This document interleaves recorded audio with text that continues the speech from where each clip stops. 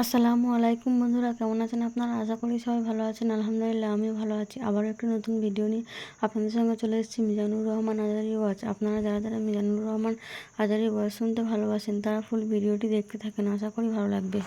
ফেরাউন বলল, আমি জীবনে মুসারে আসতে দিব না পৃথিবীতে। আল্লাহ বললেন, তোর ঘরে আমি মুসারে বড় করে ছাড়বো, কোন ঠিক কিনা? মুসার মা মুসা আলাইহিস সালামকে সিন্ধুকে করে এই নীল নদে ভাসিয়ে দিয়েছেন। ফেরাউন এই নীল নদে মরে নাই, সে মরেছে লোহিত সাগরে মরে। বিশাল লোহিত সাগরের রাস্তা হয়ে গেল। সাইয়েদনা মুসা আলাইহিস সালাম আল্লাহর শুকরিয়া করে বনি ইসরাইলের মুমিন বান্দাদেরকে নিয়ে, তার কর্মীদেরকে নিয়ে, তার অনুসারীদেরকে নিয়ে, তার সদস্যদেরকে নিয়ে রওনা হলেন। দৌড়াতে দৌড়াতে লোহিত সাগরের এই মাথা থেকে ওই মাথা চলে গেলেন। ফেরাউন ইন দ্য মিন টাইমে চলে এসেছে তার বাহিনী নিয়ে। এসে দেখে মাশাআল্লাহ এত সুন্দর রাস্তা, বিশাল ব্রিজ, চমৎকার শক্ত ব্রিজ। বাঁশ টাস দেওয়া হয় না, যে ব্রিজের ভেতরে দেওয়া হয়েছে শক্ত রড। এই ব্রিজ দেখে তো মহা খুশি, মনে হয় যেন ওর বাবার টাকায় ব্রিজ বানানো হয়েছে। সে অর্ডার করলো, march on the bridge, march on my soldiers on the bridge and try to reach Musa's. আমার এই সামনের ব্রিজটা পার হয়ে যাও, মুসাকে খপ করে ধরে নাও, আল্লাহকে দ্বারা ধরাইতেছি আমি। ফেরাউনের অর্ডার শুনে সেনাবাহিনীরা লেফট রাইট করে মার্চ করতে শুরু করলো। যেতে যেতে যেতে যেতে ব্রিজের এই মাথা থেকে ফেরাউন সহ সৈনিকেরা যেতে যেতে ব্রিজের মাঝ বরাবর যখন চলে এসেছে, আল্লাহ মুসারে ডেকে বললেন, ও মুসা, অ্যাকশন নেবার মনে চাই কিনা? মুসা নেই বললেন, মনে চায়। অনেক জ্বালাইছে বেয়াদবটা আমারে, ঘুমাইতে দেয় নাই, খাইতে দেয় নাই, খালি হামলা চালায়। এখনো এরকম মুসলমানদের ঘরে ঘরে হামলা আসরা নাই। ঘরে ঘুমাতে পারে না, নিজ এলাকায় থাকতে পারে না, অন্য থানায় চলে যায়, অন্য গ্রামে চলে যায়, রাতের ঘুম নাই, আত্মীয় স্বজনের সাথে দেখা নাই। দুনিয়ার বুকে কষ্ট করে যাও, জান্নাতের দরজা আল্লাহ তোমাদের জন্য খুলে রেখেছে। আল্লাহ বললেন, অ্যাকশন নিবার মন চায় কিনা মুসা? মুসা বললেন, অবশ্যই। আল্লাহ বললেন, অ্যাকশন নিতে চাইলে আর দেরি করা যাবে না, লাঠিটা তোলো। সুবহানাল্লাহ কইবেন না? মুসা আলাইহিস সালাম লাঠি তুললেন। লাঠি তোলার সাথে সাথে লোহিত সাগরের এই মাথা থেকে ওই মাথার বিশাল ব্রিজ, পুরো ব্রিজটাইকে ভ্যানিশ করে দিল কে? উদাও, কোনো ব্রিজ নাই, শূন্যের মধ্যে সবগুলো থপাস থপাস করে পানিতে পড়তে শুরু করেছে। ও মিয়া, লোহিত সাগর এটা বাংলাদেশের পদ্মা যমুনার মতো হবে মনে হয়। তাহলে মেঘনা নদীর মতো, ব্রহ্মপুত্র, কপোতাক্ষ নদ, বিশাল বড় সাগর, কোন কুল কিনারা পায় না। আবার মেঘনা নদীর মতো হলে মিঠা পানির পানি গিলে গিলে খাওয়া যেত। সাগরের পানি কি মিঠা পানি নাকি লোনা পানি? এই সুন্দর ফুল, সুন্দর ফল, মিঠা নদীর পানি, আল্লাহ তোমার মেহেরবানি। মিঠা নদীর পানি হলে খেয়ে ফেলতো, কিন্তু লোহিত সাগরের লোনা পানি, লবণ পানি আর খেতে পারে না। এক ঢোক ভিতরে যায়, বমি করে দুই ঢোক ফালায়। খেতে খেতে খেতে খেতে ফেরাউনের পেটটা এত বড় হয়েছে, আজীবন খেয়েছে মানুষের বাড়ির লাউ, অন্যের বাড়ির কদু, অন্যের বাড়ির খাসির রান। আজকে বেয়াদবের বাচ্চাটারে লোহিত সাগরের লবণের পানির মধ্যে চুবাইকে পানি খেতে খেতে পেট এত বড়। এবার হাত তুলে কয়, আমি ভালো মানুষ। কি বলে? আমি ভালো মানুষ, আমি ঈমান আনলাম। বনি ইসরাইলের লোকেরা যার প্রতি ঈমান এনেছে, মুসার রব, হারুনের রব, ওই আল্লাহর ছাড়া আমি কাউরে মানি না। কত ভালো মানুষ দেখছেন? আল্লাহ বললেন, no, the time is up, the time is up, I never accept your ঈমান নাও। এখন তোর ঈমান আমি কবুল করব না। জিব্রাইল রে বললেন, ওর মাথাটা একটু ঠাইসা দাও, আর একটু জুবা দিয়া, আর একটু লোনা পানি খাওয়া। জিব্রাইল কিছুই করলেন না, ওইটাতে এমনি শুধু ভাসতেছে। মাথাটা একটু ঠেসে ধরলেন, আরো কয়েক ঢোক পেটের ভিতরে ঢুকায় দিল কে? আল্লাহ বললেন, ফালইয়াউমা নুনাজ্জিকা বিবাদানিকা লিতাকুনা লিমান খালফাকা আয়া। ও ফেরাউন, তুই মরে গেলি, কিন্তু তোর লাশকে আমি মারবো না। তোর লাশটা গলবে না, পচবে না, কোনো কীট পতঙ্গ তোরে খাবে না, কোন তিমি মাছ তোর দেহের মধ্যে তার জিহ্বা লাগাবে না। কিয়ামত পর্যন্ত তোর চাচাতো ভাই, খালাতো ভাইদের জন্য তোর দেহটারে আমি সাক্ষী বানিয়ে রাখলাম। আজও ফেরাউনের লাশটা রয়ে গিয়েছে। আমি নিজ চোখে ফেরাউনের লাশ দেখেছি। মিশরের রাজধানী কায়রোর তাহরির স্কয়ারে তাদের যে মিউজিয়াম, ন্যাশনাল মিউজিয়ামের রয়্যাল মমিস চেম্বারে, আমরা তো আজহারের ছাত্র, ফ্রিতে ঢুকতাম, ফ্রি ঢুকছি, ফ্রি লাশ দেখেছি। পুরো দেহটাকে ব্যান্ডেজ করে রাখা হয়েছে। ফেরাউনের চারদিক দিয়ে আমি ঘুরলাম, এমনি রয়েছে এমনি। আমি কই, ফেরাউন চাচা কেমন আছো? কোনো কথা নাই। আমি বললাম আমাদের লিডার মুসারে তুমি কম জ্বালাও নাই, গ্লাসের মধ্যে তুমি আটকানো, যদি তুমি গ্লাসের ভিতরে না থাকতা তোমার ঠ্যাং হাত একটাও থাকতো না। কোন ঠিক কিনা? ফেরাউনরে যদি আপনারা পাইতেন এই কসবা এলাকায় ব্রাহ্মণবাড়িয়ায়, কি করতেন? আমনেগো যাওয়া লাগবে না, আমগো কোনো মাহফিলের মহিলা প্যান্ডেলের পাশ দিয়ে যেতে পারলি হইব, বেডিরা দইরা একেবারে সাইজ করে দিবে। জোরে বলেন ঠিক কিনা? গোটা বিশ্বের মানুষের ঘৃণা লানত তার উপর। ওই ফেরাউনের মতো এখনো যারা আছে তারা চলে গেল, তাদের প্রতি এরকম ঘৃণা থাকবে। চিল্লায় বলেন ঠিক কিনা? ফেরাউন চলে গিয়েছে, নমরুদ চলে গিয়েছে, কিন্তু ফেরাউনের চেলারা আছে না নাই? নমরুদের চেলারা আছে না নাই? যুগে যুগে ফেরাউন থাকবে, নমরুদ থাকবে, আর তাদের বিরুদ্ধে আপনাদেরকে মুসা আর ইব্রাহিমের ভূমিকা পালন করতে হবে। চিল্লায় বলেন ঠিক কিনা? এই পৃথিবীটা থাকার জায়গা নয়। ফেরাউন তার জলজ্যান্ত প্রমাণ। অনেকক্ষণ আমি তাকিয়ে রইলাম জাহান্নামের এই নরক ইট্টার দিকে। শুটকি মানুষ, একটা মানুষ মরে যাওয়ার পরে মাছ যেমনি আমরা শুটকি বানাই, ফেরাউনকে কিয়ামত পর্যন্ত শুটকির মতো বানিয়ে দিয়েছে কে? পৃথিবীতে কেউ তো স্থায়ী হয় না, ওক না সে ফেরাউন কি বানামরুদ। কেউ হবে চিরদিন রয় না, কেউ হবে চিরকাল রয় না। জোরে বলেন ঠিক কি? এজন্য আল্লাহ বললেন গোলাম আমারে চিনে নাও। আমার আসল নামটা দিয়ে আমি আয়াতুল কুরসি শুরু করেছি। আল্লাহু লা ইলাহা ইল্লা হুয়াল হাইয়ুল কাইয়্যুম। আল্লাহ শব্দ দিয়ে শুরু করেছেন আয়াতুল কুরসি। এ আল্লাহ কেমন আল্লাহ? এ আল্লাহ শব্দটা এমন শব্দ যেই শব্দটারে কোনো পরিবর্তন করা যায় না। ভগবানের ভগবতী হয়, ঈশ্বরের ঈশ্বরী হয়, গডের গডেস হয়। আল্লাহর কোনো পরিবর্তন আছে নাকি? আল্লাহ বললেন আমার শুধু একটাই নাম না, আরো 99টা নাম আছে না নাই? বিশ্বনবী বললেন ইন্না লিল্লাহি তিসআতাও ওয়া তিসঈনা ইসমা। আল্লাহর রয়েছে 99টা নাম।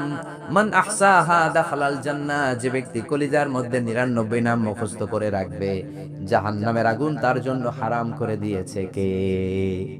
হারাম করে দিয়েছে আল্লাহ। এজন্য আল্লাহর 99 নাম মুখস্থ করবেন। রাজি আছেন তো? আল্লাহ বললেন আমারে তুমি আল্লাহ বলে ডাকো কিংবা রহমান বলে ডাকো, আই ডোন্ট মাইন্ড, আমি কোনো মাইন্ড করি না। আল্লাহর 100টা নামের যে কোনো একটা নাম ধরে ডাকলেই আল্লাহ খুশি হয়ে যায়। চিল্লায় বলেন ঠিক কিনা? বলে দাও আল্লাহ ওয়াদাউর রহমান আইয়াম্মা তাদউ ফালাহুল আসমাউল হুসনা। আমার নাম আল্লাহ, আমার নাম রহমান, যেটা দিয়ে ডাকো আমি খুশি। সুবহানাল্লাহ। আবার দেখেন আল্লাহ নামটা তো সুন্দর নাম।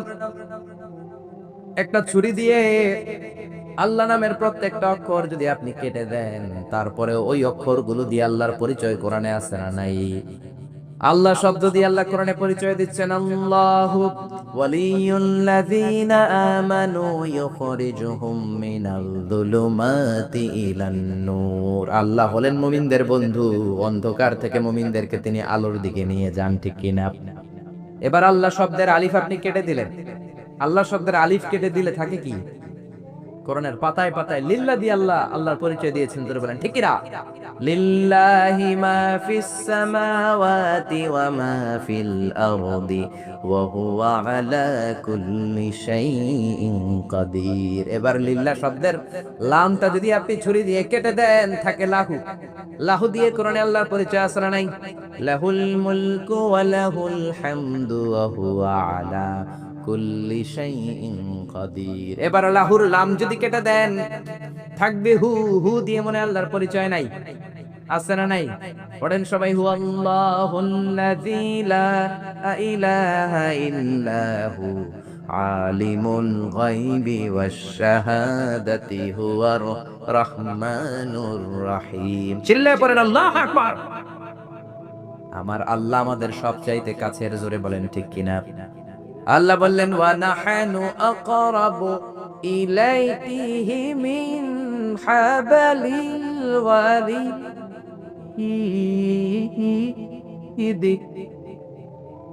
আমি আমার বান্দার শাহরগ কণ্ঠনালী, যেখানে শ্বাসনালী রয়েছে, ওই শ্বাসনালীর রগের চাইতো বান্দার বেশি কাছে থাকি। কোন সুবহানাল্লাহ। আমরা বললাম আল্লাহ আপনি যদি কাছে থাকেন আপনারে দেখি না কেন?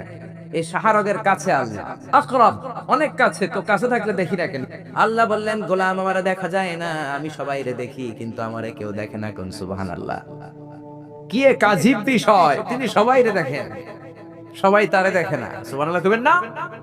লা তুদরিকুহুল আবসার ওয়া হুয়া ইউদরিকুল আবসার ওয়া হুয়াল লাতীফুল খাবীর। লা তুদরিকুহুল আবসার, গোটা বিশ্বের কোন চোখ আল্লাহর দেখে না, কিন্তু আল্লাহর চোখ সবাইরে দেখে। চিল্লায় বলেন ঠিক কি না? মুসা আলাইহিস সালাম আল্লাহর ডেকে বললেন, আল্লাহ রব্বি আরিনি আনজুর ইলাই, কেউ আপনারে দেখুক না দেখুক এটা আমার বিষয় না, আমি দেখে ছাড়ুন। রব্বি আরিনি আনজুর ইলাইক, ও রব আমি আপনারে দেখতে চাই। আল্লাহ বললেন, না না মুসা দেখতে পাবা না। লাম তারানি never you can see me Musa. ও মুসা, দুনিয়ার চোখ দিয়ে আমারে দেখা যায় না। জান্নাতে আসবা, আমার মেহমান হবা। জান্নাতের কনফারেন্স রুমে তোমরা যখন বসবা, আমার 70,000 নূরের পর্দা আমি তোমাদের জন্য সেদিন খুলে দেব, সেদিন আমাকে তোমরা দেখবা। মুসা আলাইহিস সালাম বললেন, না রব্বি আরিনি আনজুর ইলাইক, আমি এখনই দেখব। এই পৃথিবীতে সব নবীদের মধ্যে থেকে মুসা আলাইহিস সালামের মেজাজ ছিল খুব গড়র। উনি রেগে গেলে, এই মিয়া সাইটটা গেলে মাথার চুলগুলা টুপি পাগড়ি ভেদ করে উপর দিয়ে এরকম খাড়া হয়ে দাঁড়ায় যেত। মুসা আলাইহিস সালাম বললেন, রব্বি আরিনি আনজুর ইলাইক, ও আল্লাহ আমি আপনারে দেখতে চাই। আল্লাহ বললেন, না মুসা আমারে দেখা যাবে। আল্লাহ বললেন, দেখা যাবে না, মুসাকে আমি দেখেই ছাড়ব। আল্লাহ বলল, না না। আল্লাহ বলে নো, মুসা বলে ইয়েস। আল্লাহ বলে নো, মুসা বলে ইয়েস। আল্লাহ কি বলে? মুসা কি বলে? আল্লাহ বলল নো, মুসা কয় ইয়েস। ভেজাল আছে না নাই? আল্লাহ বললেন, মুসা 3 বার নো বললাম, তুমি 3 বার ইয়েস বললা, তুমি তো ভেজাল লাগাই দিলা মুসা। মুসা আলাইহিস সালাম বললেন, ভেজাল টেজাল বুঝি না, আপনারে আমি দেখাই সারুম। কারণ মুসা আলাইহিস সালাম আল্লাহর আওয়াজ শুনতেন। আপনি কি আল্লাহর আওয়াজ শুনেন? তো আপনার দেখার বাসনা কেমন আর মুসা আলাইহিস সালামের দেখার বাসনা কামনা তো একরকম নয়। উনি তো আল্লাহর আওয়াজটা শুনতেন। ওয়া কাল্লামাল্লাহু মুসা তাকলিমা, without any media, without any via, আল্লাহ সরাসরি মুসার সাথে কথা বলতেন। জোরে করে আল্লাহু আকবার। উনি প্রতিদিন আল্লাহর সাউন্ডটা শুনেন। আল্লাহর সাউন্ড এত সুন্দর, না জানি আল্লাহ দেখতে কত সুন্দর। এই চিন্তা মুসা আলাইহিস সালামের মধ্যে আছে না নাই? এজন্য মুসা আলাইহিস সালাম 3 বার বললেন ইয়েস ইয়েস ইয়েস। আল্লাহ আমি দেখেই ছাড়বো। আল্লাহ কয় নো নো নো। বেজার লাগছে না? আল্লাহ বললেন, মুসা কোন নবী এমন আবদার করে নাই, তুমি কেন করলা? মুসা কয় আমি এমনই করি, আমি আমার যেটা মনে চাই ওইটা আমি আদায় কইরা সারি। সুবহানাল্লাহ কইবেন না? আল্লাহ বললেন, ঠিক আছে, ফাইন ইস্তাকাররা মাকানাহু ফাসাউফা তারানি, তোমার দিকে নূরের তাজাল্লি দিলে তোমার এত খুঁজে পাওয়া যাবে না রে মুসা। আমি আমার নূরের তাজাল্লিটা আরব বিশ্বের সবচাইতে উঁচু পাহাড় তুর পাহাড়ের উপরে দেব। আমার নূরের ফোকাস আমি তুর পাহাড়ের উপরে দেব। ফাইন ইস্তাকাররা মাকানাহু ফাসাউফা তারানি, তুর পাহাড় যদি টিকে থাকতে পারে তুমি কিছু দেখলে দেখবা, আর তুর পাহাড় টিকে থাকতে না পারলে তোমার দেখা সম্ভব নয়। চিল্লায় বলেন ঠিক কি না? এই পৃথিবীতে সবচেয়ে বড় পাহাড় এশিয়া মহাদেশে হচ্ছে মাউন্ট এভারেস্ট, ইউরোপের হচ্ছে আলাস্কা পর্বতমালা, আমেরিকাতে হচ্ছে আল্পস পর্বতমালা, আরব বিশ্বের সবচেয়ে বড় পর্বতের নাম হলো তুর পাহাড়ের পর্বতমালা। কোন সুবহানাল্লাহ। এই তুর পাহাড়ের চূড়ায় আমি 2 বার উঠেছি। যে তুর পাহাড়ের কথা আল্লাহ কোরআনে 10 বার বলেছেন। আমার জীবনে এত কষ্ট কখনো হয় নাই যত কষ্ট হয়েছে তুর পাহাড়ে উঠতে। 120 জনের একটা কাফেলা নিয়ে আমি উঠেছিলাম, কাঁধে ব্যাগ। কত কষ্ট যে হয়েছে, পাহাড় কেটে কেটে সরকার রাস্তা বানিয়ে রেখেছে। দিনের বেলা উঠা যায় না, ওঠা শুরু করতে হবে রাত 12টা 1টায়। উঠতে উঠতে আপনি রাত 4টার দিকে পৌঁছবেন। আবার ফজরের আজান দেয়া মাত্রই নামাজ পড়ে ব্যাক করবেন। You have to return back. ওখানে পৃথিবীর প্রাচীন একটা খ্রিস্টানদের গির্জা আছে, সেন্ট ক্যাথারিনা গির্জা। ওইখানে একটা গাছ আছে, যে গাছের ভেতর থেকে মুসা আলাইহিস সালাম আল্লাহর আলো দেখেছিলেন। ওই গাছটা আজও আছে।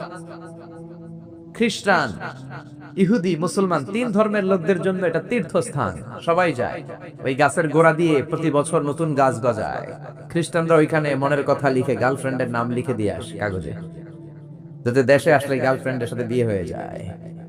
ওই গাছে লাগাই দিলে আপনার গাছ কিছু করতে পারবে না। সুতা লাগালে সুতা আপনারা কিছু করতে পারবে না। মিয়া করতে পারে একজন, তিনি কে?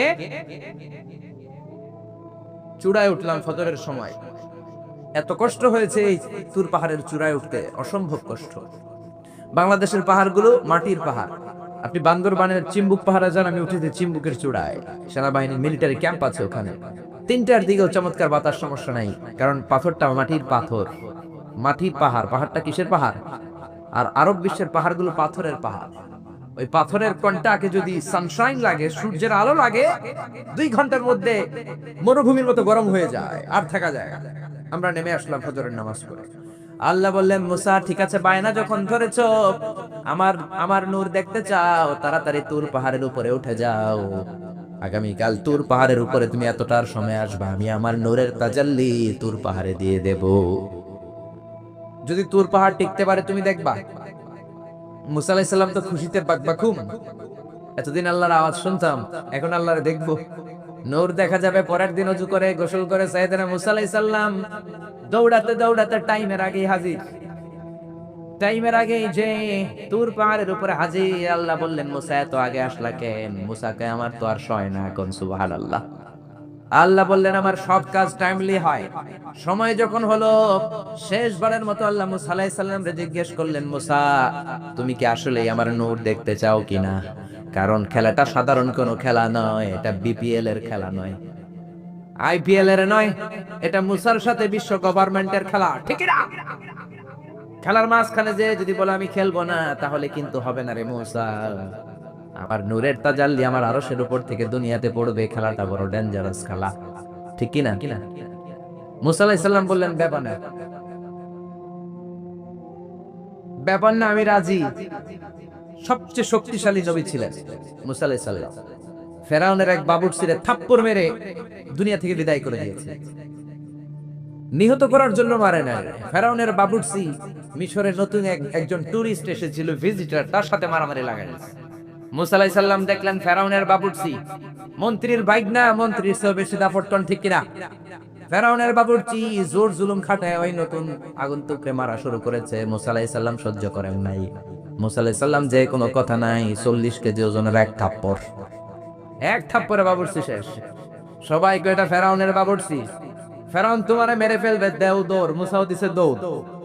এক দৌড়ে দৌড়াতে দৌড়াতে দৌড়াতে মিশরের বর্ডার শেষ করে, যারা সৌদি মিশর মাদিয়ান ঘুরেছেন, সৌদি বর্ডারের এখানে একটা এলাকা আছে মাদিয়ান, ওইটা আবার শোয়েব আলাইহিস সালামের বর্ডার, সুবহানাল্লাহ কইবেন না? ওইখানে চলে গেছে। শোয়েব আলাইহিস সালাম বৃদ্ধ নবী ছিলেন, ওনার 2টা মেয়ে ছিল, ছাগল পালতো, ছাগলের পানি খাওয়াইতে গেছে। বিশাল কূপ, কূপের ঢাকনাটা অনেক ওজন। সব যুবকেরা পানি খাইয়ে, তাদের ছাগলকে পানি খাইয়ে ঢাকনা লাগাই দিয়ে চলে গেছে। মেয়েগুলা তো আর ঢাকনা উঠাতে পারে না, গুনগুনিয়ে কাঁদে। ঘরে গেলে আব্বা বকবে, বুড়ো আব্বারে কি জবাব দেব? ছাগল যদি পানি না খায়, ছাগলের ওলানে দুধ আসবে নাকি? ছাগলের ওলানে দুধ না আসলে আব্বারে খাবার দিব কি? আব্বা তো দুধ খায়, আব্বা তো পয়গম্বর মানুষ, দুধ না দিলে আব্বা খাবে কি? 2টা বোন মনের দুঃখে চোখের পানি ছেড়ে ছেড়ে মাদিয়ান এলাকায় কূপের পাশে বসে বসে কাঁদে। সাইয়েদনা মুসা আলাইহিস সালাম তো বাবুর্চিরে মাইরা পিছে দৌড়াতে দৌড়াতে ওই মাদিয়ান এলাকায় চলে গিয়েছে। ওখানে যে দেখে নতুন এলাকা, পাহাড় আর মরুভূমি, 2টা মেয়ে গুনগুনিয়ে কাঁদে। সাইয়েদনা মুসা আলাইহিস সালাম বললেন, ফামা খাতবুকুমা, কাঁদো কেন? মেয়েগুলো কথা বলে না, তারা পর্দাশীল মেয়ে, তারা নবীর মেয়ে, জোরে কোন ঠিক কিনা? নবীর মেয়ে কি আমাদের মেয়েদের মতো কিরণমালা পরে নাকি? লেহেঙ্গা পরে নাকি? পাখি ড্রেস পরে নাকি? আছি আমরা কোন জামানায়, লাজ শরম গেছে হারায়, পাতলা শাড়ির বাহার, পাখি ড্রেস, লেহেঙ্গা পোশাক দেখে নারীর লাজে মরে যাই, হায় হায়। আছি আমরা কোন জামানায়, লাজ শরম গেছে হারায়। জোরে বলেন ঠিক না? নবীর মেয়েরা আমাদের মেয়েদের মতো নয়, তারা বিশাল পর্দা করে গুনগুনিয়ে কাঁদে। সাইয়েদনা মুসা আলাইহিস সালাম বলল, কাঁদো কেন? মেয়ে 2টা বলে, তুমি জিগাও কেন? তোমার জানার দরকার কি? মিয়া তোমার রাস্তায় তুমি হাঁটো। বিশ্বনবী এটাই বলতেন তার বিবিদেরকে। সাহাবারা কোনদিন যদি ঘরে আসে, আমি না থাকলে মিষ্টি মিষ্টি কথা বলো না, কর্কশ গলায় বলে দাও নবী ঘরে নাই। কারণ আপনি ঘরে নাই, আপনি বাসায় নাই, আপনার মোবাইলে ফোন আসলো, আপনার বিবি যদি মিষ্টি মিষ্টি আলাপ শুরু করে দেয়, আপনার অফিসের বস আপনারে চায়, ফোন দিয়েছে, ভাবি ধরে যদি মিষ্টি মিষ্টি আলাপ করে, ভেজাল আছে না নাই? এজন্য খবরদার, মহিলারা কোনো অপরিচিত লোকের ফোনের মধ্যে বড় কথা বলবেন না। কাকে ফোন দিয়েছেন? স্বামীকে, বাসায় নাই, কাট। জোরে বলেন ঠিক না? কাকে ফোন দিয়েছেন? আব্বাকে, আব্বা বাসায় নাই, কেটে দেন। মিষ্টি মিষ্টি আলাপের দরকার নাই। আপনি কেমন আছেন, কোথায় বসে আছেন, কি করেন, কোন কলেজে পড়েন, এটা তোর দরকার কি বেটা? ঠিক কিনা বলেন? শোয়েব আলাইহিস সালামের দুই মেয়ে সোজা কথা বললেন, আপনার দরকার কি, আপনার পথে আপনি হাঁটেন। মুসা আলাইহিস সালাম ভাবলেন, এই মেয়েটা নিশ্চয়ই মেয়েগুলো এলাকার হবে, নতুন এলাকায় এসেছি, এলাকা চিনি না। মেয়ে দুইটারে যদি জিজ্ঞেস করে রাস্তাঘাট চিনা যায়, তৃষ্ণায় গলা ফেটে যায়, আমি কি করব বুঝতেছি না। মুসা আলাইহিস সালাম বললেন, ও তোমরা বলো আমি ভালো মানুষ, কেন তোমরা কাঁদো? মেয়ে দুইটা আবার বলতে আরম্ভ করলো, আমরা দুইজন নবীর মেয়ে, ছাগল পালি, ছাগলকে পানি খাওয়াবো। একটা কুয়া আমাদের এলাকায়, যুবক ছেলেরা এসে তাদের ছাগলকে পানি খাইয়ে কুয়ার ঢাকনা লাগিয়ে চলে গিয়েছে। এই কুয়ার ঢাকনাটা উঠাতে 10 জন পুরুষের দরকার হয়, যেটা 10 জন পুরুষ পারে না। তোমার মতো সলিমুদ্দির দিয়ে তো হবে না, তোমার মতো সলিমুদ্দির দিয়ে তো এই কাম হবে না। যেই কুয়াটা উঠাতে, কুয়ার ঢাকনা উঠাতে কয়জন লাগে? তো তোমারে বইলা লাভ কি? মুসা আলাইহিস সালাম বললেন, তাই নাকি? এই কথা আমার তো তোমরা চিনো নাই, আমি মুসা। সুবহানাল্লাহ কইবেন না? মুসা আলাইহিস সালাম বললেন, আইনাল বের, কুয়া কোথা?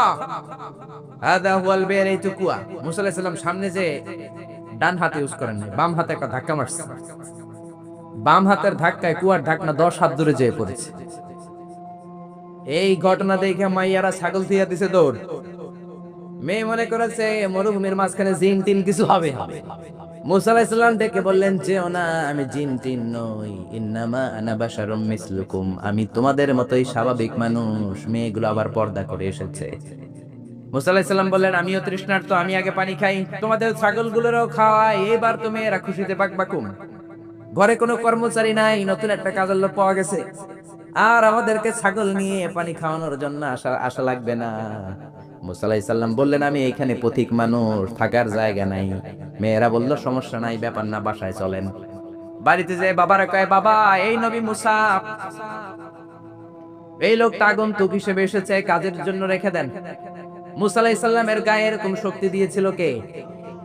ওই মুসা আলাইহিস সালাম বললেন, ইয়েস, আল্লাহ বলে। মুসা বলে, আল্লাহ বলে। আল্লাহ বললেন, মুসা আমারে তুমি দেখতে চাও, তুর পাহাড়ের মধ্যে সোজা হয়ে দাঁড়াও। সাইয়েদনা মুসা আলাইহিস সালাম সোজা হয়ে দাঁড়িয়ে রইলেন। ঘটনা মনে আছে তো? একটা ওর আরেকটার সাথে পেঁচাই ফেলতেছেন না তো?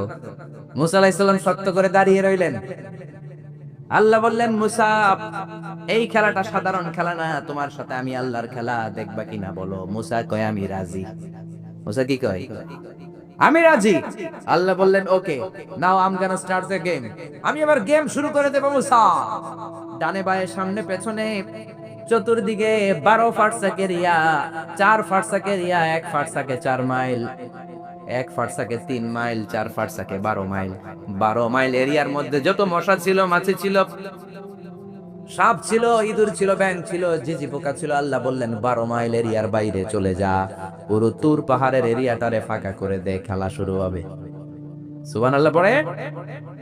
মশা, মাছি, ঝিঝি পোকা যত কিছু আছে সব 12 মাইল এরিয়ার বাইরে চলে গেল, সব চলে গিয়েছে।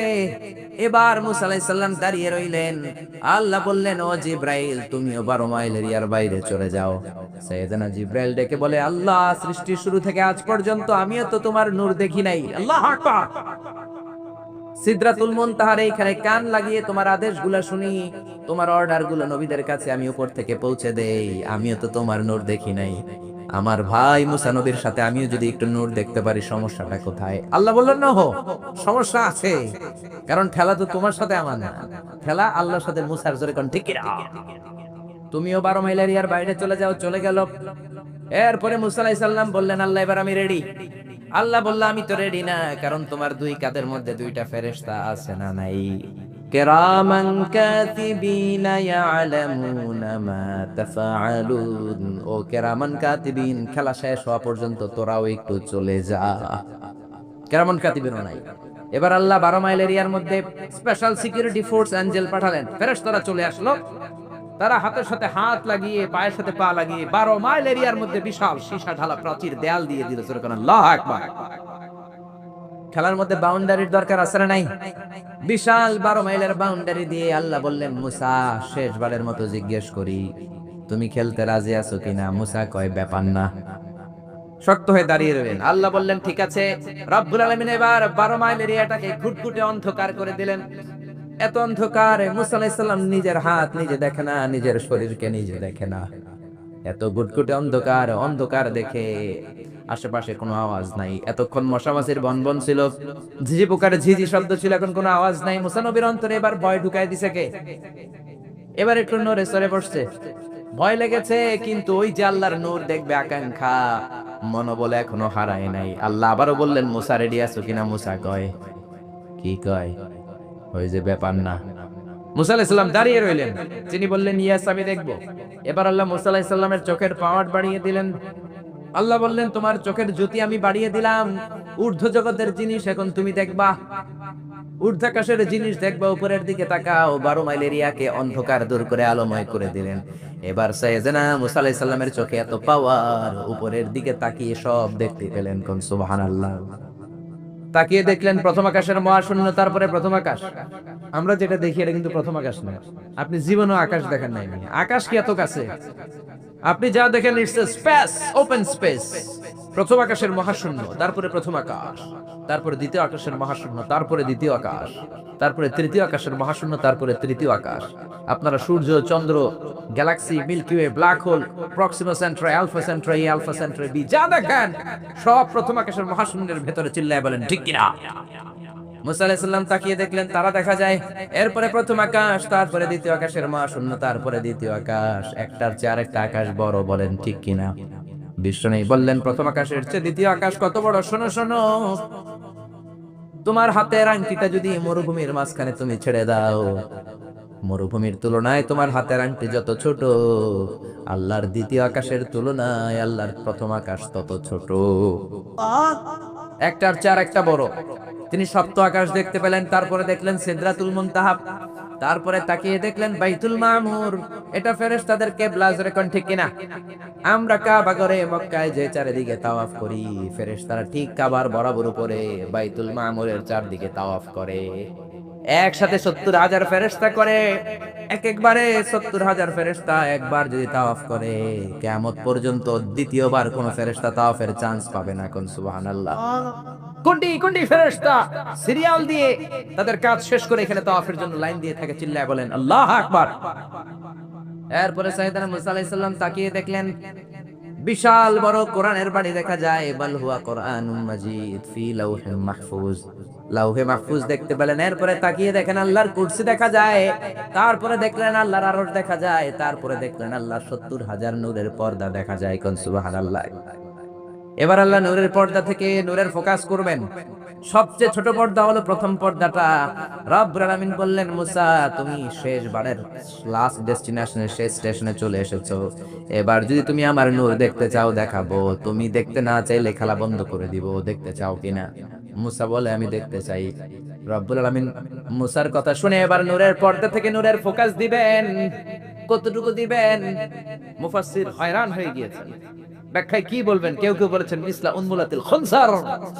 এই যে আমরা কানি আঙ্গুল বলি না, এটারে আরবিতে এটার বলে খানসার, এটার বলে ইবহাম, এটার বলে সাবাবা, এটার বলে উস্তা, এটা বিনসার, এটা খানসার।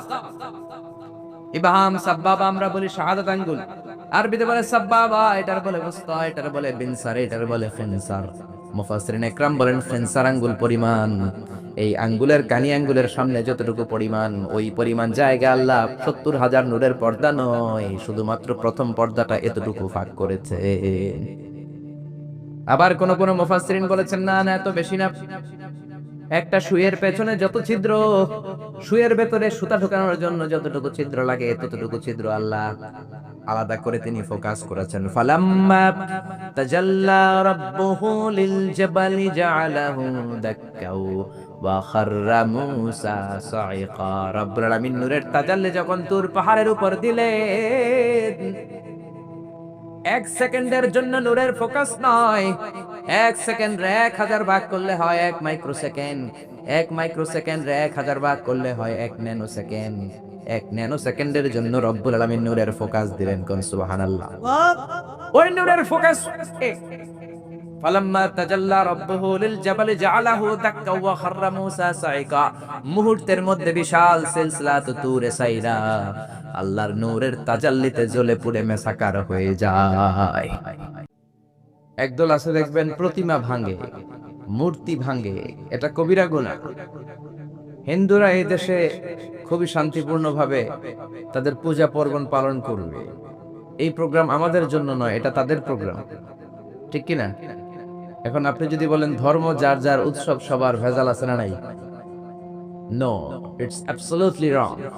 এটা পুরোপুরি ভুল। ধর্ম তোমার, উৎসবও তোমার, চিল্লায় বলেন ঠিক কিনা?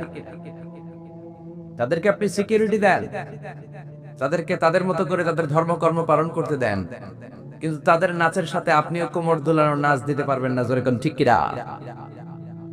তারা যখন প্রতিমার কাছে, সরস্বতীর কাছে যে বিদ্যার আবেদন করে, আপনি করতে পারবেন না। মা দুর্গা আসলে ফসল ভালো হয়, এগুলো আপনি বলতে পারবেন না, চিল্লায় বলেন ঠিক কিনা? আপনি চাইতে হবে একজনের কাছে। তিনি কে? আল্লাহর কাছে চাইতে হবে। এজন্য হিন্দু ভাইরা এখানে থাকবে নিরাপত্তার সাথে, উইথ ফুল সিকিউরিটি, কিন্তু রংবাজি চলবে মুসলমানদের, চিল্লায় বলেন ঠিক কিনা? হিন্দু ভাইদের কোনো ক্ষতি হতে দেওয়া যাবে না, কিন্তু মূল ক্ষমতা থাকবে মুসলমানদের, কেননা এটা মুসলমানদের দেশ, এটা দাড়িওয়ালাদের দেশ, টুপিওয়ালাদের দেশ, এটা হেফজখানার দেশ, এটা আলিয়া মাদ্রাসার দেশ, এটা কওমি মাদ্রাসার দেশ, এটা টঙ্গীর তুরাক পারের বিশ্ব ইস্তেমার দেশ, জোরে বলেন ঠিক কিনা? আল্লাহ আমাদেরকে পারস্পরিক সম্প্রীতি, এটা গোটা বিশ্বের জন্য বাংলাদেশ একটা মডেল। আমরা অসাম্প্রদায়িক, আমাদের মধ্যে সাম্প্রদায়িকতা নেই, এক্সট্রিমিজম নেই, সন্ত্রাসবাদ নেই, জঙ্গিবাদকে আমরা সাপোর্ট করি না, চিল্লায় বলেন ঠিক কিনা? আল্লাহ আমাদেরকে সঠিক সমাজ দান করুক, আমরা পড়ি আমিন। জগন্নাথপুর মসজিদ সংলগ্ন ঈদগাহ মাঠ, এই যে ঈদগাহ না, আলহামদুলিল্লাহ, কসবা বিবাড়ি। আজকের প্রোগ্রামের সভাপতি হচ্ছেন জনাব আলহাজ সৈয়দ শামসুল আরিফিন সাহেব। উনি এসেছেন? আপনি না? মাশাআল্লাহ, সভাপতি উপস্থিত আছেন। অনেক জায়গায় সভাপতি থাকে না, আমাদের সভাপতি আছেন। প্রধান আকর্ষণ আন্তর্জাতিক খ্যাতি সম্পন্ন মুফাসসিরে কোরআন। আমার নাম লিখেছেন আপনারা, এই কথাটা কমন হয়ে গেছে, সবার নামের আগে দেখি আন্তর্জাতিক খ্যাতি সম্পন্ন, আবার মুফাসসিরে কোরআন। মুফাসসিরে কোরআন এটা কিন্তু একটা ডিগ্রি, এটা একটা ডিগ্রি। আপনাকে 4 বছরের ডিগ্রি নিতে হবে তাফসিরের উপর। আমি মিশরের আল আজহার ইউনিভার্সিটিতে ডিগ্রি নিয়েছি 4 বছর, কোরআনিক সায়েন্স ডিপার্টমেন্টের উপর। এই ডিগ্রিটা আপনি কমপ্লিট করলে, when you get a certificate, then you can call you as a mufassir of the holy book al Quran. এর আগে আপনি মুফাসসির নন। এজন্য মাইকে যারা কথা বলেন, আপনাদেরকে কোথায় দাওয়াত করলে আপনি মুফাসসির না হলে আপনি সোজা সাপটা বলবেন, ভাই আমি মুফাসসির নই, আমার নাম লিখে দেন শুধু। এখন সব জায়গায় মুফাসসিরে কোরআন আছে না নাই? দেশের 64 জেলাতেও যায় নাই, উনি আন্তর্জাতিক খ্যাতি সম্পন্ন মুফাসসিরে কোরআন, আছে না নাই? আমার নামের আগে মুফাসসিরে কোরআন আন্তর্জাতিক খ্যাতি সম্পন্ন একটাও আমি পছন্দ করি না। আমার নাম মিজানুর রহমান, আর আল আজহারে পড়াশোনা করেছি, এজন্য একটা ডিগ্রি তারা আমাকে দিয়েছে, আজহারি। That's enough, Mizanur Rahman Azhari. এই নামটা শুনে আপনারা দোয়া করলে আমার জীবন ধন্য। আমার আন্তর্জাতিক খ্যাতি সম্পন্ন হওয়ার দরকার নাই, আমার অত কিছু টাইটেলের দরকার নাই। মানুষ যত বড়, তার নাম হবে ছোট। মহাবিশ্বের সবচাইতে শ্রেষ্ঠ যে মহামানব, আমাদের প্রিয় নবী, চিল্লায় বলেন ঠিক কিনা?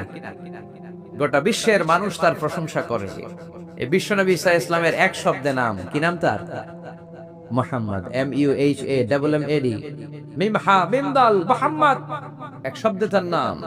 এত কিছু নাই, এত উপাধি নাই, লকব নাই, কত সুন্দর করে আল্লাহ তার নামে একটা কোরআনের সূরাও দিলেন, জোরে বলেন ঠিক কিনা?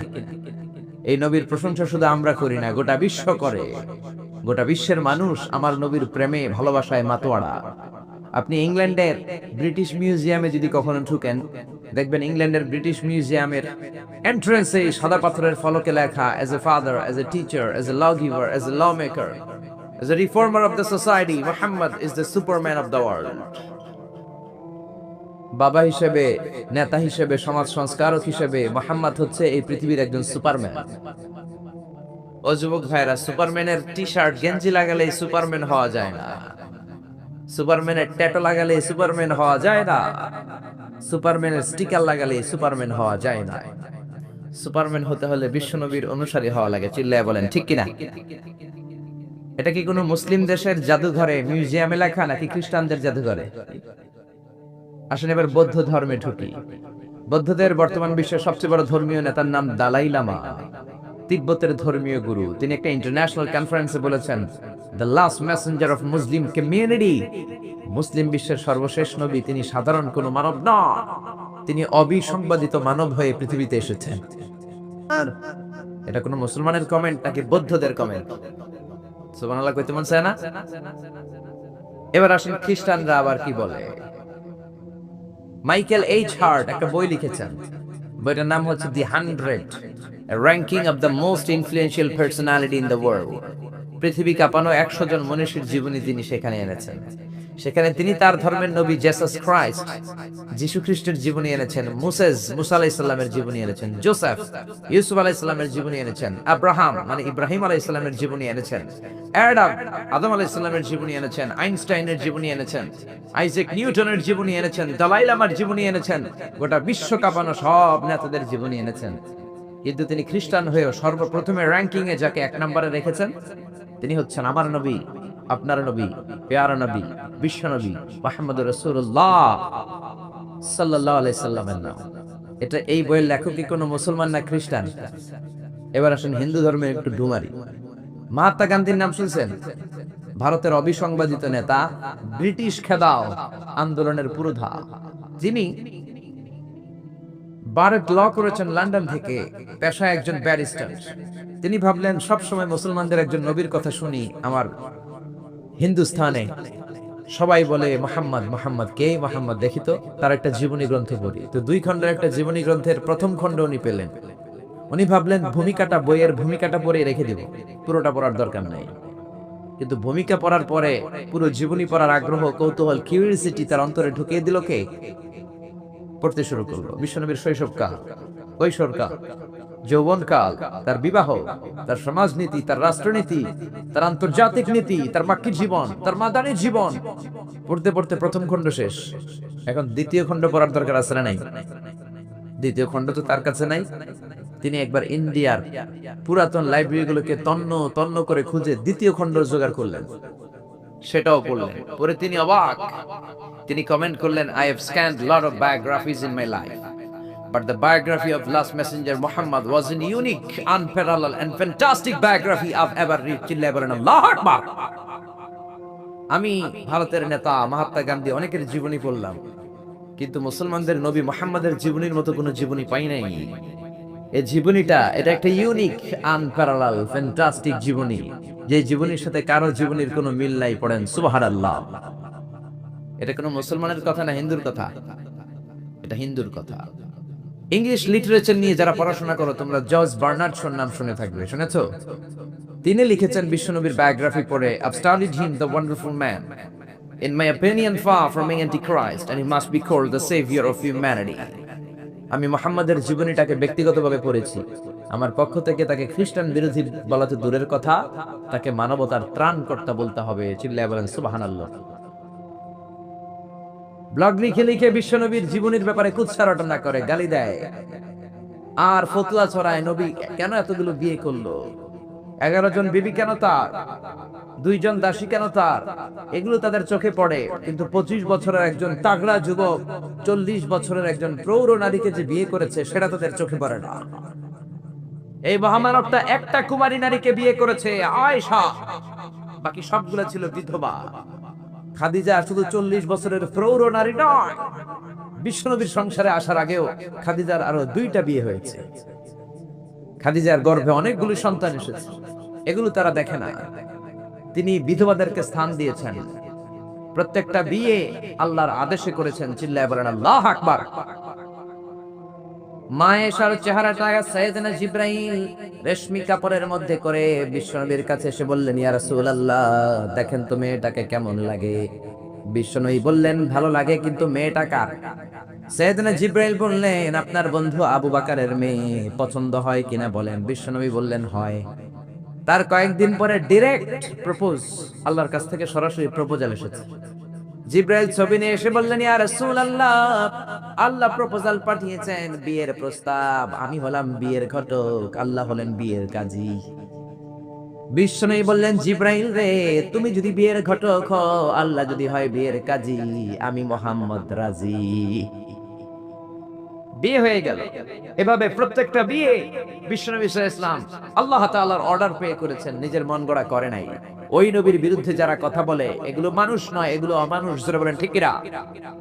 এগুলো জাহান্নামের নরকীট আর পিতৃ পরিচয়হীন জারদ সন্তান। জোরে বলেন ঠিক কিনা? এজন্য সরকারের উচিত আইন করে এই ব্লগারদেরকে বাইতুল মুকাররমের স্কয়ারের সামনে জুমার পরে ফাঁসিতে ঝুলিয়ে দেওয়া। আমার নবীর বিরুদ্ধে যারা কথা বলবে তাদের ঠাঁই বাংলার জমিনে হতে পারে না। এজন্য ব্লগার আর নাস্তিকগুলোর বিরুদ্ধে আমাদেরকে এক থাকতে হবে। বিশ্বনবীর গালি দেয়া হবে, মুসলমান ঘরে বসে থাকবে, সে মুমিন নয়, সে মুনাফিক। আসুন আমরা মহাবিশ্বের মহাবিশ্বয় মহাগ্রন্থ আল কোরআন থেকে কথা শুনি, যে কোরআনের মধ্যে কোনো ভুল নাই, আছে সন্দেহ নাই, আছে সংশয় নাই, আছে। পৃথিবীর কোন ধর্মগ্রন্থকে মুখস্থ করা যায় না, কিন্তু কোরআনকে করা যায়। এটা কোরআনের মুজিজা। কোন ধর্মগ্রন্থ অবিকৃত অবস্থায় নেই। They already distorted their scripture. তাওরাত, জাবুর আল্লাহ নাজিল করেছেন হিব্রু ভাষায়। বলেন তো কোন ভাষায়? আরবিতে এটাকে বলে আল-লুগা আল-ইব্রানিয়া। ইব্রানি ভাষায় নাজিল করেছেন। ইনজিলকে আল্লাহ তাআলা নাজিল করেছেন সুরিয়ানি ভাষায়। আর এই কোরআনকে আল্লাহ তাআলা নাজিল করেছেন কোন ভাষায়? রব্বুল আলামিন বলেন, ইন্না আনজালনাহু কুরআনান আরাবিয়ান লাআল্লাকুম তাআকিলুন। ও নবী, এই কোরআনকে আমি সুরিয়ানি ভাষায় পাঠাই নাই, ইব্রানি ভাষায় পাঠাই নাই, চাইনিজ ভাষায় পাঠাই নাই, ইংলিশ ভাষায় পাঠাই নাই। কোরআনকে আল্লাহ কোন ভাষায় পাঠালেন? এজন্য আরবি শিখতে রাজি আছেন তো? ছেলে মেয়েদেরকে কোরআনের ভাষা শিখাবেন। কোরআনের ভাষা আরবি ভাষা। কোরআনের ভাষা শিখলে ফ্যামিলিটাকে বরকতময় করে দিবে কে? আবার এই কোরআনটাকে রব্বুল আলামিন বিশ্ব নবীর জীবনে সবচাইতে দামি মুজিজা করে পাঠালেন। মুজিজা মানে হচ্ছে মিরাকেল। মিরাকেল মানে হচ্ছে অলৌকিক বিষয়। সব নবীকে আল্লাহ মিরাকেল দেন। নবী তার এলাকার লোকদেরকে এই মিরাকেল দেখান। এই মিরাকেল দেখিয়ে দেখিয়ে নবী তাদেরকে ইমানদার বানান।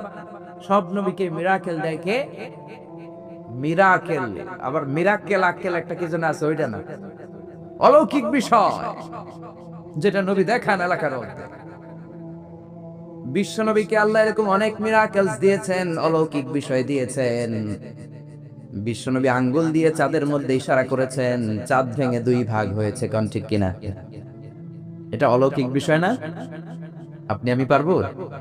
পৃথিবীর কোন আল্লাহর ওলি পারবে? কিন্তু বিশ্ব নবী পেরেছেন। চিল্লায় বলেন ঠিক কিনা? এরকম হাজার হাজার মুজিজা রব্বুল আলামিন বিশ্ব নবীকে দান করেছেন। কিন্তু হাজার মুজিজার মধ্য থেকে বিশ্ব নবীর জীবনে সবচাইতে দামি মুজিজার নাম হলো কোরআন। কি নাম? চিল্লায় বলেন কি নাম? এই কোরআন হচ্ছে জীবিত মুজিজা, a live miracle in the story of last messenger. সব নবীকে এরকম আল্লাহ মিরাকেল দিয়েছেন, অলৌকিক বিষয়। দাউদ আলাইহিস সালামের মিরাকেল মুজিজা আছে না নাই? ওয়া আলান্না লাহুল হাদিদ।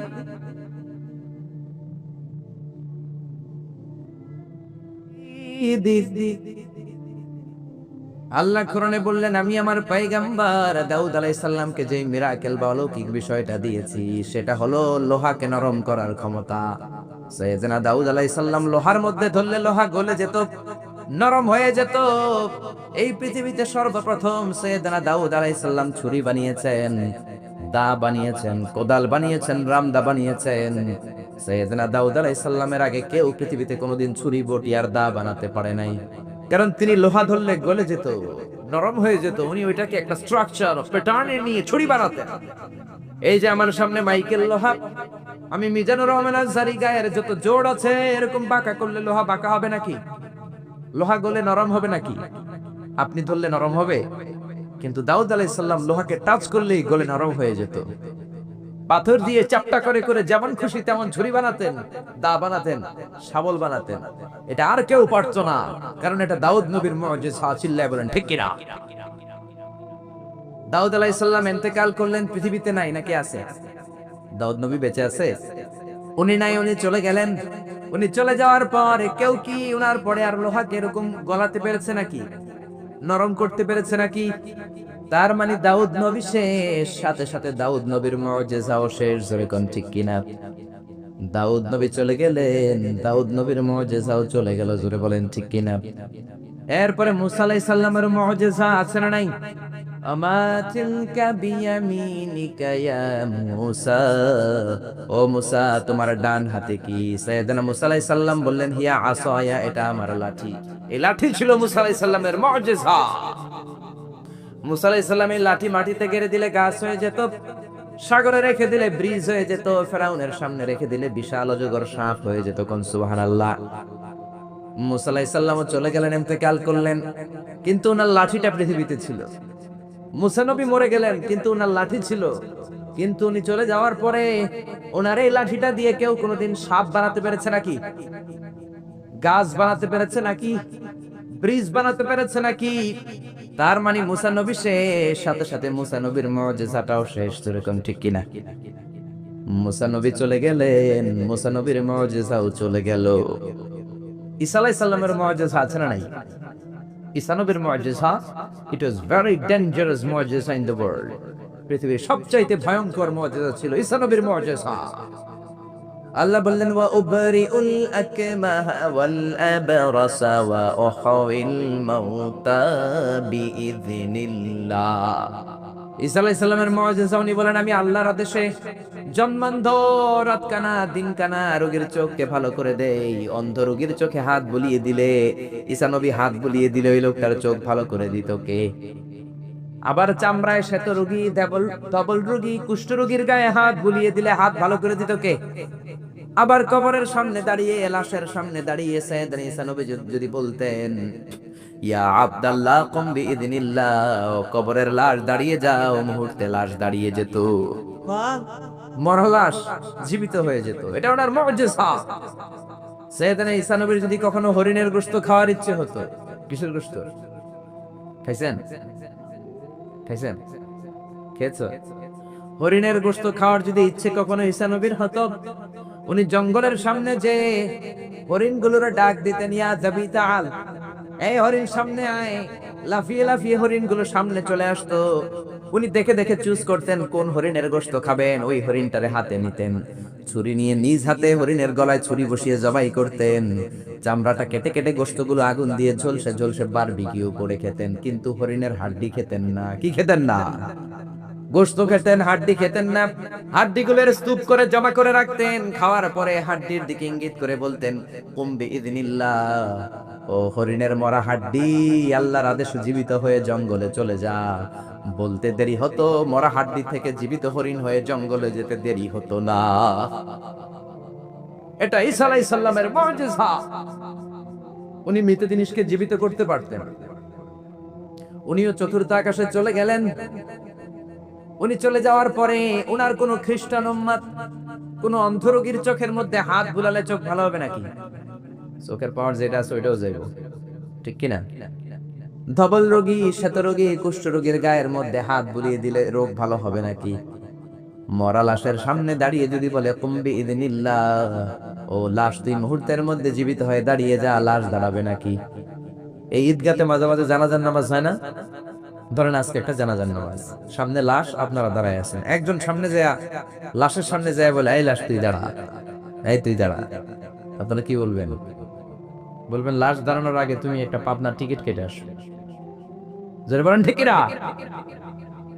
কারণ মাথার মধ্যে ঝামেলা ঢুকেছে, পাগলামি ঢুকেছে, লাশ দাঁড়াবে না, আর লাশ দাঁড় করে না তো ঈসা নবীর মুজিজা। জোরে কোন ঠিক কিনা? তার মানে ঈসা নবী চলে গেলেন, ওনার মুজিজাও চলে গেল। ওনার মুজিজা কেউ দেখাতে পারে না। ঈসা নবী শেষ, সাথে সাথে মুজিজাও শেষ। খেয়াল করে বুঝেন। দাউদ নবী চলে গেলেন, দাউদ নবীর মুজিজাও চলে গেল। মুসা নবী চলে গেলেন, মুসা নবীর মুজিজাও চলে গেল। ঈসা আলাইহিস সালাম চলে গেলেন, ঈসা নবীর মুজিজাও চলে গেল। বিশ্ব নবী চলে গেলেন, বিশ্ব নবীর মুজিজা কোরআন কি চলে গিয়েছে নাকি? বিশ্ব নবীর সবচাইতে দামি মুজিজা কোরআন আছে না নাই? বিশ্ব নবী ইন্তেকাল করলেন, বিশ্ব নবীর উপর নাজিল হওয়া সবচাইতে দামি মুজিজা কোরআন কি ইন্তেকাল করেছে নাকি? কোরআন ইন্তেকাল করে নাই।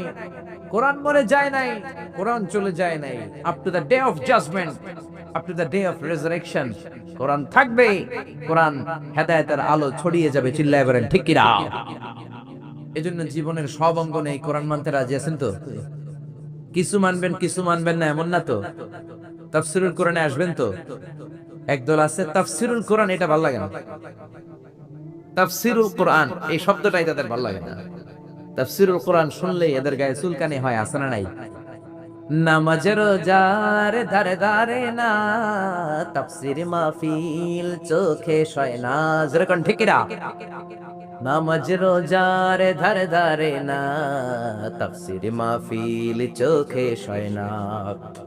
শুধু খেলে কবু একবার ওই গুনাতি হাতুর ফাঁকি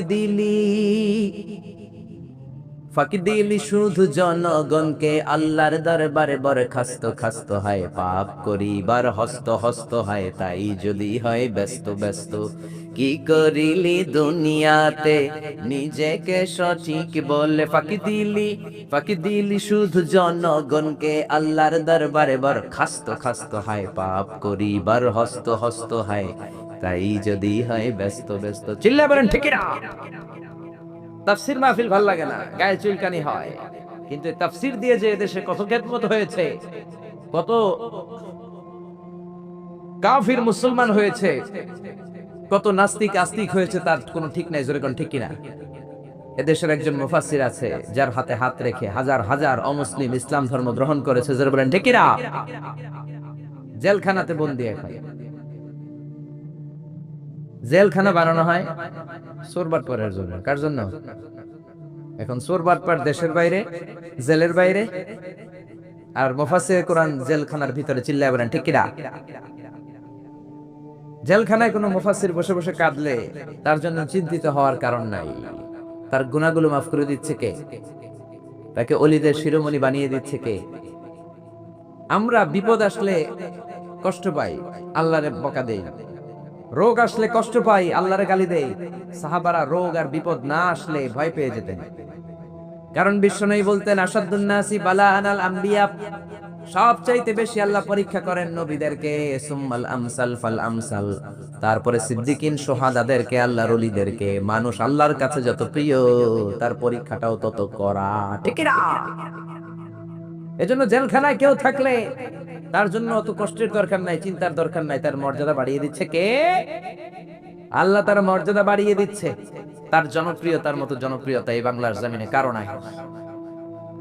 এখন আধা ঘন্টা তার কথা শোনার সুযোগ যদি দেয়া হতো, বাংলার কোনো মাঠ নাই, ঘাট নাই, বিল নাই, স্কয়ার নাই, সিলেটের হাকালুকি হাওর নাই, যেখানে লোক জায়গা দেয়া যাবে। চিল্লায় বলেন ঠিক না? এজন্য যে কোরআনের রাস্তায় আমরা নেমেছি, এই রাস্তাটা বড় কঠিন। কালিমার দাওয়াত আপনি দিবেন, কালিমার কথা বলবেন, কালিমার পক্ষে থাকবেন, এই জিনিসটা এত সোজা না। কেউ আপনার রাস্তায় ফুল বিছিয়ে রাখবে না। এ রাস্তা কুসুমাস্তীর্ণ নয়, এটা কণ্টকাকীর্ণ। আপনাকে ঝুঁকি নিয়ে কথা বলতে হবে, আপনাকে ঝুঁকি নিয়ে ময়দানে কাজ করে যেতে হবে, ঝুঁকি নিয়ে কালিমার দাওয়াত দিতে হবে। চিল্লায় বলেন ঠিক কিনা? এই কালেমার পথে আমরা উঠেছি, এই কোরআনের পথে আমরা নেমেছি। দুনিয়ার কোনো কিছু দিয়ে এই কোরআনের রাস্তা থেকে ফেরানো যাবে না। এখন ঠিক কিনা? বিশ্বনবীর কাছে অনেক প্রস্তাব ছিল। কাফিরেরা 3 দফা প্রস্তাব দিল। আব্দুল্লাহর বেটা মুহাম্মদ 3 দফা প্রস্তাব। কয় দফা? ও মুহাম্মদ, মদিনার নেতা হতে চাও? 1 দফা, নেতা বানিয়ে দেব। সম্পদ চাও? সম্পদ দিয়ে দেব। সুন্দরী নারী চাও? নারী দিয়ে দেব। এই কালেমার দাওয়াত ছেড়ে দাও, কোরআনের তাফসীর ছেড়ে দাও। বিশ্বনবী বললেন, তোমাদের দফা 3টা, আমার দফা 1টা। সবাই বলল, তোমার কি দফা? বিশ্বনবী বললেন, লাউ আদাউ শামসা ফি ইয়ামিনি, আরে সম্পদ, নারী আর ক্ষমতা তো দূরের কথা, আকাশের সূর্যটা যদি ডান হাতে দাও, ওয়াল কামারা ফি ইয়াসারি, আকাশের চন্দ্রটা যদি বাম হাতে দাও, এই কোরআনের রাস্তা থেকে এক চুল পরিমাণ আমার পিছনে সরানো যাবে না, যাবে না। ঠিক না? এজন্য কোরআনের পথে আমরা নেমেছি। আমরা ভয় পাই একজনকে, সে আল্লাহর খুশির জন্য এই পথে আমরা আন্দোলন চালিয়ে যাবো। ঠিক না? আমরা এই কোরআন নিয়ে মরতে চাই। কোরআনের পথে যেন আমরা থাকতে পারি, আল্লাহ যেন কবুল করে আমরা পড়ি আমিন। আসুন সেই কোরআন থেকে আমরা কথা শুনি, সরাসরি কোরআন থেকে তাফসীর শুনে। রাজি আছেন তো? কষ্ট হচ্ছে না তো? মন খারাপ করে দিলাম না তো? এই মুফাসসিরে কোরআনের কথা শুনলে সবার মন খারাপ হয়ে যায়। একজন মানুষের কত জনপ্রিয়তা, আমি আজকে 50 বছর কোরআনের তাফসীর করেছি সারা বাংলাদেশে, সারা পৃথিবীতে। আমাকে বানানো হয়েছে যুদ্ধ অপরাধী, আমাকে বানানো হয়েছে চোর, ডাকাত, হত্যাকারী, নরসনকারী। আমি আল্লাহর নামে কসম করে বলছি, তোমার ইজ্জতের কসম, তোমার সম্মানের কসম, 1971 সনের 1 মানি বা কাদা আমার খায় লাগে নাই। কিন্তু আপনারা তো ওনার কথা শুনে চোখের পানি ছেড়ে দিলেন। আমি কি আপনার জন্য 2 রাকাত নফল নামাজ পড়ে দোয়া করব? নেভার। আমি জাস্ট একটা দোয়া পরে ফু দিয়ে দিব। কিন্তু আপনারা তার জন্য নফল নামাজ পড়েও দোয়া করেছেন। আমি কি আপনার জন্য দুইটা রোজা রেখে দোয়া করব? আপনারা তো তার জন্য রোজা রেখেও দোয়া করেছেন। এদেশের মানুষ দেহের তাজা রক্ত বিলিয়ে দিতেও কোরআনের জন্য কুণ্ঠাবোধ করে না, চিল্লায় বলেন ঠিক কিনা? এজন্য জীবনের সব অঙ্গনে সেই কোরআনের আইনগুলো মানার দরকার আছে না নাই? আল্লাহ আমাদেরকে to the right sense of direction, সঠিক পথে চলার তৌফিক দান করুক, উত্তম ফায়সালার দিকে যাওয়ার তৌফিক দান করুক। আমরা পড়ি আমিন। কোরআনের সবচেয়ে যে দামি আয়াত, ওই আয়াতটার তাফসীর আজকে করব। বিশ্বনবীকে জিজ্ঞেস করা হলো, আইয়ু আয়াতিন আযামু মিন কিতাবিল্লাহি ইনদাকা নবী, কোরআনের কোন আয়াতটা সবচাইতে বেশি দামি আপনি মনে করেন? বিশ্বনবী বললেন, আযামু আয়াতিন মিন কিতাবিল্লাহি আয়াতুল কুরসি। আল্লাহর কোরআনের মধ্যে 6666 আয়াত, কারো বর্ণনার মধ্যে 6636 আয়াত, আরেক বর্ণনার মধ্যে আরেকটা রিওয়ায়াত পাওয়া যায়। এই যতগুলো আয়াত কোরআনের মধ্যে আছে, সবচাইতে দামি আয়াতের নাম আয়াতুল কুরসি, ঠিক কি না? এতগুলো আয়াত থাকতে এটার দাম এত বাড়লো কেন? এটার এত মর্যাদাপূর্ণ আয়াত কেন? 5টা কারণে এই আয়াতের দাম বেশি। জোরে বলেন কয়টা? 1 নম্বরে আয়াতের মধ্যে রব্বুল আলামিন নিজের পরিচয় দিয়েছেন। একটা মাত্র আয়াত, কিন্তু এত সুন্দর করে চমৎকার করে রব্বুল আলামিন নিজের পরিচয়টা একটা আয়াতে দিয়েছেন। গোটা কোরআন তন্ন তন্ন করে তালাশ করলে আর কোন জায়গায় এত সুন্দর পরিচয় আল্লাহর পাওয়া যায় না। কোন সুবহানাল্লাহ। এজন্য এই আয়াতটার দাম এত বেশি। আবার এই আয়াতের মধ্যে রব্বুল আলামিন তাওহীদের কথা বলেছেন। কিসের কথা? তাওহীদেরই মুর্শিদ আমার মুহাম্মাদের নাম বলো, মুহাম্মাদের নাম। আল্লাহর নাম জপলে বুঝতে পারি আল্লাহরই কালাম, বলো মুহাম্মাদের নাম। আল্লাহু আকবার। আল্লাহ তার একত্ববাদের ঘোষণা দিলেন, তিনি যে এক এবং একক। এই ঘোষণাটা আয়াতের মধ্যে আছে, এই জন্য আয়াতের মর্যাদা বাড়িয়ে দিয়েছে কে? আবার এই আয়াতের মধ্যে আল্লাহর 4টা সিফাতি নাম আছে। জোরে বলেন কয়টা? 1 নম্বরে আল হাইয়্যু, 2 নম্বরে আল কাইয়্যুম, 3 নম্বরে আল আলী, 4 নম্বরে আল আযীম। এই 4টা আল্লাহর সিফাতি নাম এই আয়াতের মধ্যে থাকার কারণে আয়াতের মর্যাদা বাড়িয়ে দিয়েছে কে? আবার এই একটা আয়াতে রব্বুল আলামিন তিনি যে কত ক্ষমতাবান, তার কুদরত যে কত বড়, তার জ্ঞানের সীমানা যে কত বড়, এগুলোর বর্ণনা ভিডিওটি ভালো লাগলে একটি লাইক, কমেন্ট ও শেয়ার করে পাশে থাকবেন বন্ধুরা। যারা যারা শেষ পর্যন্ত ভিডিওটি দেখেন তাদের জন্য অনেক অনেক ভালোবাসা থাকলো বন্ধুরা। আরও নতুন নতুন ভিডিও পেয়ে চ্যানেলটিকে সাবস্ক্রাইব করে পাশে থাকবেন বন্ধুরা। ভালো থাকবেন, ধন্যবাদ।